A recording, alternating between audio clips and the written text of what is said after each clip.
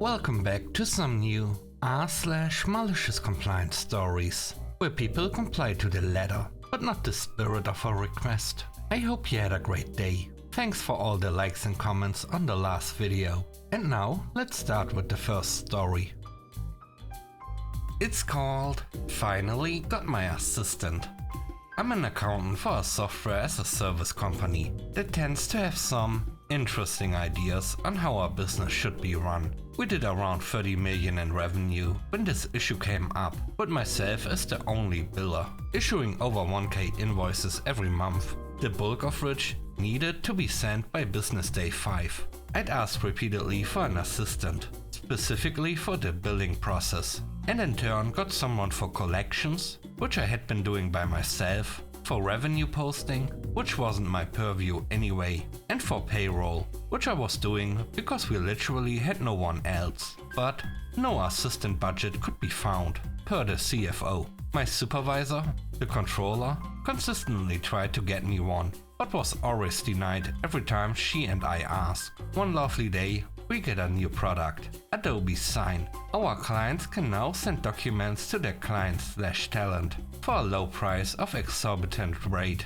for tiered bundles. I was supposed to get a report of how many packages were signed, then compare to what they were being billed and float up to a higher tier if they used more than they were contracted for 2 months in a row. This worked okay for the first few months, when only 100 or so clients used the product, and I received a summary report of usage. But after those few months, the summary report stopped and adoption exponentially grew. By April 2020, I was receiving a 1,000,000-row spreadsheet, plus 2 other supplementary sheets that had 0 key identifiers, but no other instruction on how to complete my job. I repeatedly told my supervisor that this wasn't feasible in the long run, and I couldn't figure out how to calculate float ups, but she was distracted with other things and told me to figure it out. What I figured out is my need for an assistant was imperative now, and I literally couldn't do my job as is, so I didn't. 0 float ups from April to October 2020. Come October, sales, account management and the C-suite finally figured out that Adobe revenue is lower than they expect, based on usage. I repeated my complaint that I couldn't get everything done with the data they gave me. Adobe data was the least of the incomplete data, to be fair, without losing in particular Adobe float ups, and everything hit the fan. The CFO demanded a full documentation of the billing process, because finance can't be losing so much revenue. I just smiled, nodded, and agreed to comply with an outside auditor, documenting my billing process to find my holes. In the 4 months process, that took about 2 weeks out of every month, I described my process down to the nitty-gritty detail, up to and including the fact that I did not have a summarized user log. I got an 18k line user listing that I had to come through for duplicates, since 60% of our clients use 2 of our platforms, and we didn't, and still don't, have single sign-on, and then pivot out and associate with each client manually via lookup against a non-key identifier manually entered into Salesforce.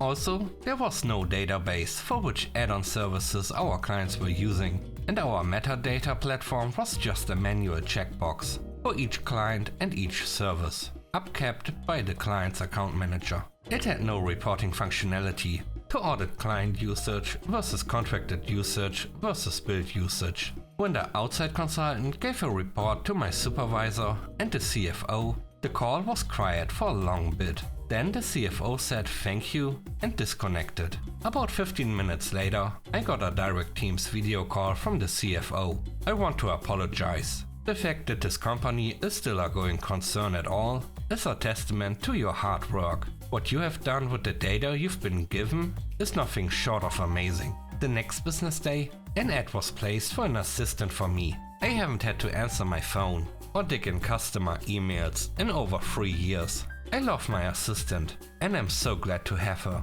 She makes my work life a million times better.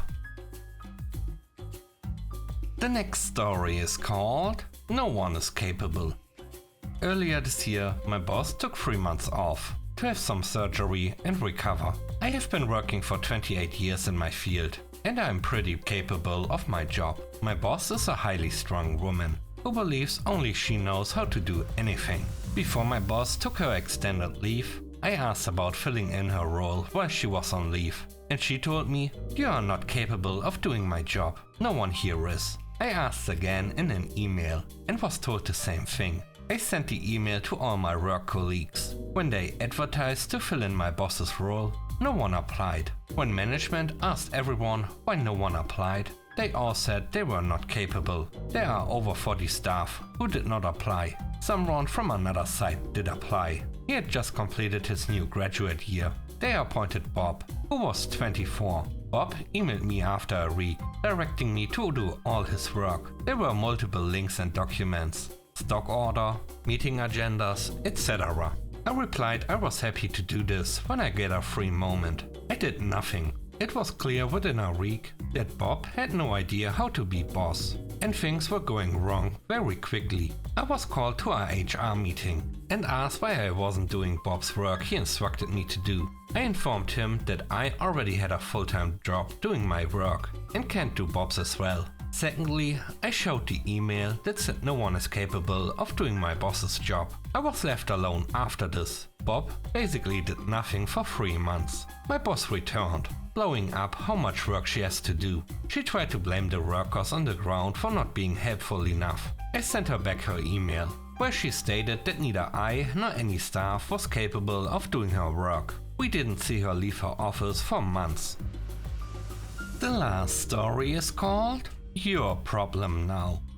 At the time, I was a supervisor in a call center. James was a new hire, probably about 21 at the time. Young kid, whom, you could tell, grew up privileged and entitled. I didn't do the hiring, and everyone deserves a chance starting out somewhere. I just wished this guy was hired somewhere else. I prided myself as being a fair guy, friendly and understanding. James, however, was always the victim, and nothing was ever his fault. Customers complained about his service, not his fault. Incorrect information given. He was told the wrong information, called off. Something had come up beyond his control. On and on it went with him. Nothing was ever his fault.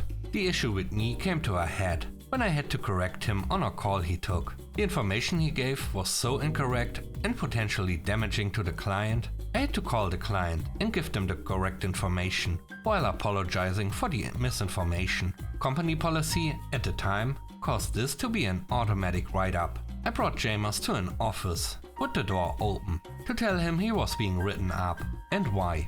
At first it started with every excuse in the book. Then it started with him asking why I was being hostile and mean and why I was yelling. I wasn't, and the door was left open, so there would have been multiple witnesses. He refused to sign the write-up. That's fine. It would go in his file regardless. As we were done, he marched up to HR. About half an hour later, HR called me into their office. They asked me why I yelled and cussed at James. I denied this, of course. HR told me they were throwing out this write-up, since to them it wasn't a big issue. This act effectively neutered me, which caused a ripple effect. It was now known if I did my job, HR would just reverse anything I did. HR also told me from here on out, if James had an issue or infraction, they would handle it. This is where the malicious compliance comes into play. They had zero idea how many side conversations and other things I had to deal with when it came to James.